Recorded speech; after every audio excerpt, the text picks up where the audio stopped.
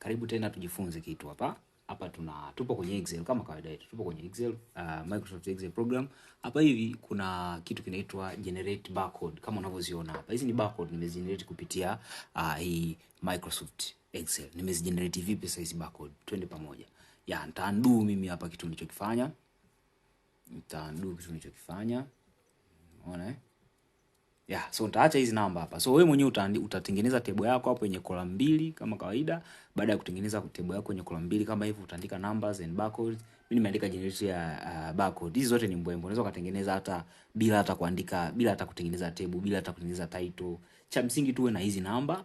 Basi uwe na namba ambazo unataka zitokee kwenye nini? Kwenye barcode yako. Ukishakuwa na namba ambazo zinatakiwa kutokea kwenye barcode yako, wewe unaanza tu kuandika. Umeona kwa mfano. Hapa na namba hizi ambazo nimeziandika ovyo tu. Hizi ni kwa ajili tu ya demonstration ya kufundishia. So hapa kwenye upande wa pili wa barcode sasa nitaandika function ambayo ndio itatusaidia kugenerate barcode. Na hii inafanyika offline, completely offline kabisa. Sio kama ile QR code kidogo ni lazima uwe na bando na nini. Lakini hii hapa yenyewe inafanyika online. So kitu cha kufanya hapa, wewe utafungua. Baada ya kufungua hapo, utaweka hapo, utaanza kuandika nini? Function yako.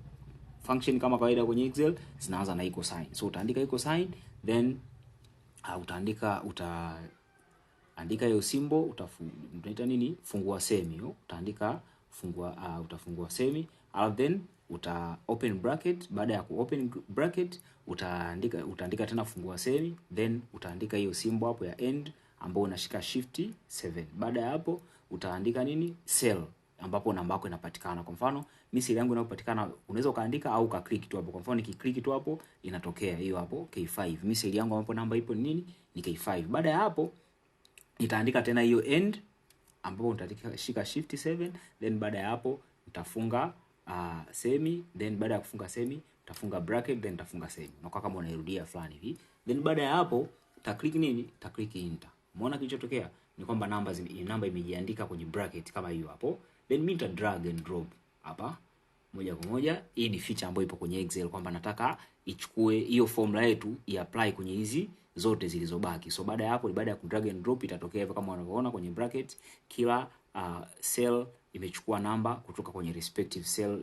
Kila cell ambayo ipo kwenye barcode imechukua namba kutoka kwenye respective cell kwenye column ya numbers hivyo. So baada ya hapo sasa umebakisha step moja tu kubadilisha nini? Hizi namba zako kuwa kwenye barcode. Kwa mfano simply mimi nita highlight tu hivi, nita select. Nikisha select hizi zote, then nakuja hapa kwenye font. Nikija kwenye font hapa, nitashuka chini hapa. Kuna font moja inaitwa ID Automation HC39M ambayo ni free version. So nikiselect tu hivi, umeona? Nikiselect, unaona nikiselect barcode zinakuja, nikitoa zinabaki vile vile. Sasa nikiselect tu hiyo tayari nimeshatengeneza nini?